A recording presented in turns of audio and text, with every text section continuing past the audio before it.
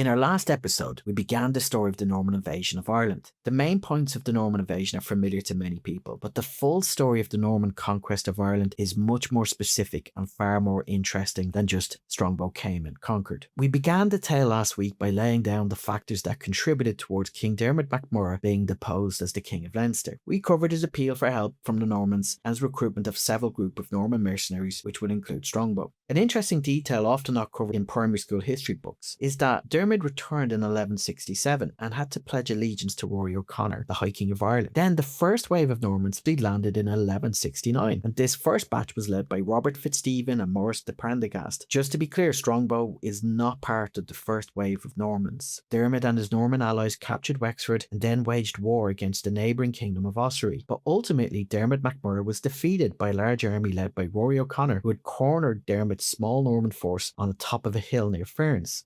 Now, what's interesting about this is that the High King of Ireland had two separate opportunities to crush Dermot, the first being in 1167 when he returned with only a handful of supporters, and the second on top of this hill. And it's very likely that had Rory killed Dermot MacMurrough, the Norman invasion would have ended before it began. But both times, Rory seemed content to simply take Dermot's word and oath of allegiance. It's definitely one of those what-if moments. At this point, Strongbow had not yet set sail for Ireland, and it's very likely, as we'll see soon, that he wouldn't have risked departure had his local ally been killed. But we'll never know for sure. However, let's leave the speculation aside and get back to some history. By May of 1170, a second wave of Normans had arrived in Ireland. Robert's half-brother Maurice Fitzgerald with 10 knights, 30 men-at-arms and over 100 archers and foot soldiers.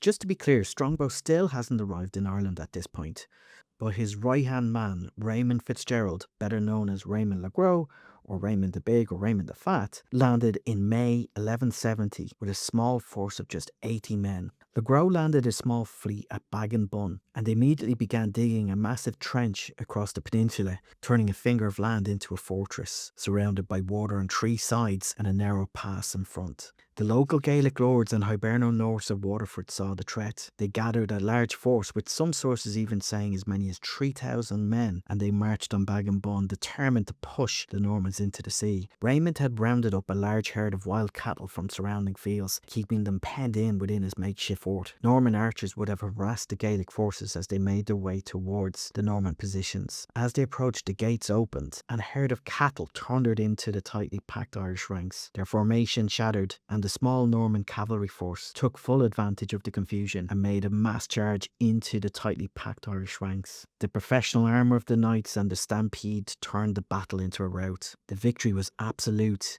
but the aftermath was even more brutal. The Normans took 70 prisoners, and instead of holding them for ransom, they executed them all. So Raymond le Gros' victory at Baginbun goes down in the history books. There's a famous saying, the Battle of Baginbun, where Ireland was lost and won. But is it true that it was lost and won here? Not exactly. As we know, we already have Normans in Ireland at this point, Robert Fitzstephen and Maurice Fitzgerald. But what's important about this particular battle is the fact that the Normans defeated such a large force and maintained this little piece of land made it much easier for them to secure a landing for Strongbow, who would arrive several weeks later. By the 23rd of August 1170, Strongbow himself lands in Waterford with over 200 knights and 1,000 soldiers. He'd finally arrived and had in fact defied King Henry II in doing so. The English king, having reconsidered the wisdom of sending a man he didn't trust to another kingdom where he could establish himself as a rival. Henry II sent instructions rescinding his permission for Strongbow to leave, but Strongbow ignored these orders and set sail. By doing so, he would forfeit his lands and titles in Wales. There was no going back for Strongbow now. It was all or nothing. Strongbow's large army linked up with Raymond le Gros' small force, and they immediately assaulted Waterford. Strongbow deferred command of this assault to his able lieutenant Raymond le Gros, with the latter noticing that several buildings outside of the walls of Waterford presented a weak point in the Waterford defence. They exploited it and killed over 700 defenders. Dermot MacMurrough, Fitzstephen and Fitzgerald all travelled south to meet with Strongbow, and it was here in Waterford, in the ruins of the city recently sacked by the Normans, where Strongbow would marry Aoife. Having secured Waterford, the Normans marched north for Dublin. The Normans and Dermot's Leinster allies chose a route over the Wicklow Mountains. This bypassed the large Gaelic army of Rory O'Connor and Tiernan O'Rourke that had positioned themselves near the south banks of the River Liffey near modern-day Lucan and Clondalkin. Dublin at this time is effectively an independent kingdom, a city-state led by King Askill MacTurkle, a member of a Norse Gaelic family. MacTurkle had led troops to join Rory the previous year when they had the opportunity to crush Dermot at Ferns. Dublin as a walled city should have presented a formidable challenge for the Normans, and Dermot opened negotiations with MacTurkle. Now, what happens next has divided opinions. For reasons unknown, Rory O'Connor disbands his army upon hearing this news. Speculative theories include the harvest was due, they feared more Norman reinforcements were on the way, that there were disagreements amongst the Gaelic Irish forces. Everything is speculation, but the one that seems to be mentioned more frequently than others was that Rory was angry that the Dubliners were negotiating with the Normans and decided to leave them for themselves.